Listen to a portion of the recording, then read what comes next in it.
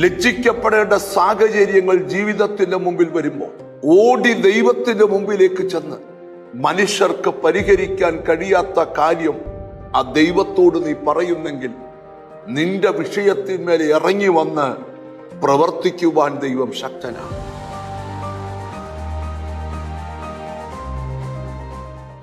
മുപ്പത്തിനാലാം സങ്കീർത്തനം 5-ാം വചനം.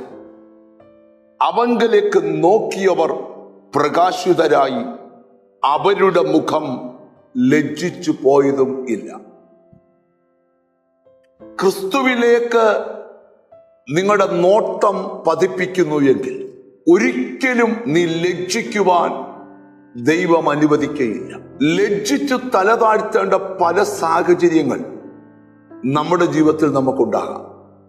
കാനായിലെ കല്യാണ വീട്ടിൽ വിരുന്നിന്റെ മധ്യത്തിൽ അറിയുന്നു, വിരുന്നിലെ ഏറ്റവും പ്രധാനപ്പെട്ട വീഞ്ഞ് തീർന്നുപോയി.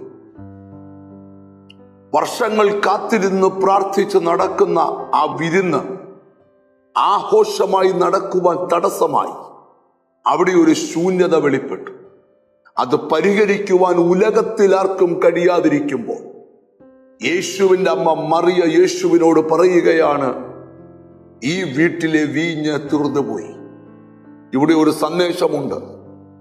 ലജ്ജിക്കപ്പെടേണ്ട സാഹചര്യങ്ങൾ ജീവിതത്തിന്റെ മുമ്പിൽ വരുമ്പോൾ ഓടി ദൈവത്തിന്റെ മുമ്പിലേക്ക് ചെന്ന് മനുഷ്യർക്ക് പരിഹരിക്കാൻ കഴിയാത്ത കാര്യം ആ ദൈവത്തോട് നീ പറയുന്നെങ്കിൽ നിന്റെ വിഷയത്തിന്മേൽ ഇറങ്ങി വന്ന് പ്രവർത്തിക്കുവാൻ ദൈവം ശക്തനാണ്. അല്പം കഴിഞ്ഞപ്പോൾ അവിടെ നടന്ന സംഭവങ്ങളെ ഞാൻ നിങ്ങളുടെ മനസ്സിലേക്കൊന്ന് കൊണ്ടുവരാം. കലവറയ്ക്കുള്ളിലെ വീഞ്ഞ് തീർന്നു പോയപ്പോൾ അത് രഹസ്യമായി യേശുവിന്റെ കാതുകളിൽ മറിയ ആ വാർത്ത അമ്മി പകർന്നു കൊടുത്തപ്പോൾ യേശു ആ പ്രാർത്ഥനയുടെ ഉത്തരം, ആ അപേക്ഷയുടെ ഉത്തരം, ആ ആവശ്യത്തിന്റെ ഉത്തരം ചെയ്തു കൊടുത്തത് രഹസ്യമായിട്ടല്ല, പരസ്യമായിട്ടാണ്. ഇവിടുത്തെ ഒരു ആത്മീക സന്ദേശം, രഹസ്യമായ ഒരു കാര്യം ദൈവത്തോട് പറഞ്ഞാൽ നിന്റെ മുഖം ഒരു കാലത്തും ലജ്ജിക്കാതിരിക്കുവാൻ അത് പരസ്യമായി ഇറങ്ങി ചെയ്യുന്നവനായ യേശു.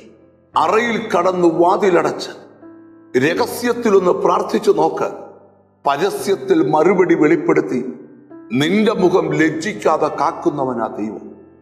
അല്പം കഴിഞ്ഞപ്പോൾ പുറത്തു കിടക്കുന്ന കൽപാത്രങ്ങളെ എന്റെ ദൈവം വീഞ്ഞുകൊണ്ട് നിറച്ചു.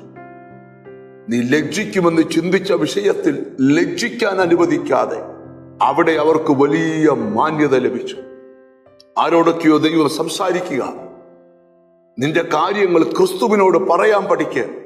രഹസ്യത്തിൽ പ്രാർത്ഥിക്ക്, പരസ്യത്തിൽ പ്രവർത്തിക്കും. കണ്ണുകളെ അടയ്ക്കാം. ഞങ്ങളുടെ കർത്താവേ, സ്വർഗസ്ഥ പിതാവേ, അങ്ങയുടെ മുഖത്തേക്ക് നോക്കിയാൽ ലജ്ജിക്കത്തില്ലെന്ന് ദൈവം സംസാരിച്ചല്ലോ. എന്നോട് ചേർന്ന് പ്രാർത്ഥിക്കുന്ന മക്കളെ തൃക്കരങ്ങളിൽ ഏൽപ്പിക്കുന്നു. നിന്റെ നാമം ചൊല്ലി പിതാവിന്റെയും പുത്രന്റെയും പരിശുദ്ധാത്മാവിന്റെ നാമത്തിൽ അവരെ അനുഗ്രഹിച്ച് പ്രാർത്ഥിക്കുന്നു. അവർ അനുഗ്രഹിക്കപ്പെടട്ടെ യേശു ക്രിസ്തുവിൻ നാമത്തിൽ തന്നെ. ആമേൻ. ഏതാവശ്യവുമായി കർത്താവിന്റെ അടുക്കൽ ചെല്ലുക. നീ ലജ്ജിക്കുകയല്ല. God bless you.